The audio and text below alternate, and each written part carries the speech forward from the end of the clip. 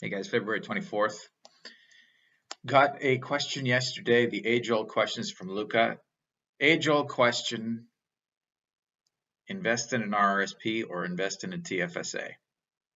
They have been debating this since the times of the Greeks, RRSP or TFSA. The answer is it's different for everyone. It's impossible to answer that question on a personal basis. So what I'm going to do is I'm going to break down the main differences between the two, and then based on having all of that information, it's easier to kind of decide what's better for you. The easiest way to remember, the T in TFSA stands for taxable today, and the R in RRSP stands for retirement, taxable at retirement. So with the TFSA, so first we talk about the way it's treated today. If you put money into a TFSA, your income for this year is unaffected. If you put money into an RRSP, your income for this year is decreased by the amount that you put into the RRSP. So let's say you made $25,000 last year and you put $2,000 into an RRSP, you will show $23,000 in income on your income tax before we get into other deductions.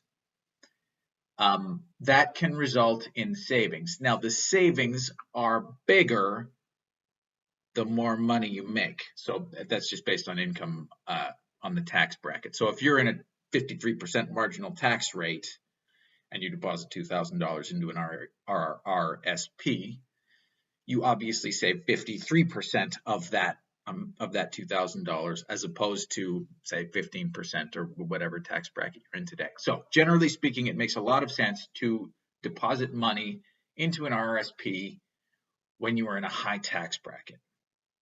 And it can make sense, and I often encourage clients to stockpile RRSP room for the 1 year that you book the TV series that pays you $150,000 or whatever. That's how it's treated today. Like, how's it treated on the other side? So let's say we have a TFSA and we have an RRSP. We're not going to touch them until we turn 65.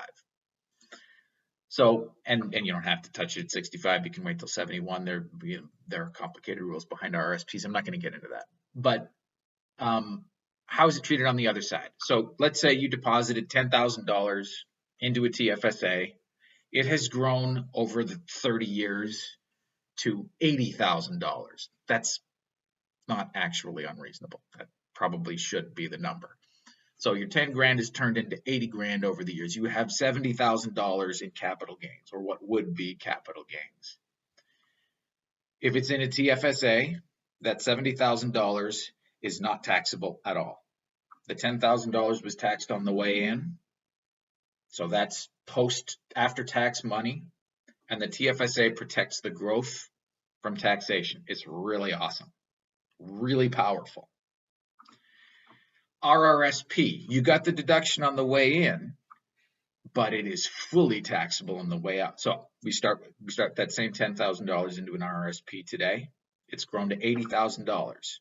Not only is the $70,000 of growth taxable, but the original $10,000 is also taxable. So every penny that you pull from an RRSP, whether you convert it to a RIF, a registered retirement income fund is what that's called. That's how you draw money from an RRSP when you turn 65 through 71. When you are withdrawing money from an RRSP, it is fully taxable at your marginal tax rate.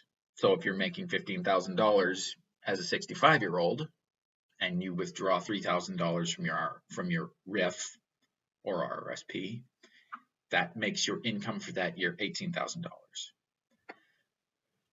Reason why I say it makes the most sense to use RRSPs in years of high income is because that's where the most bang for your buck comes.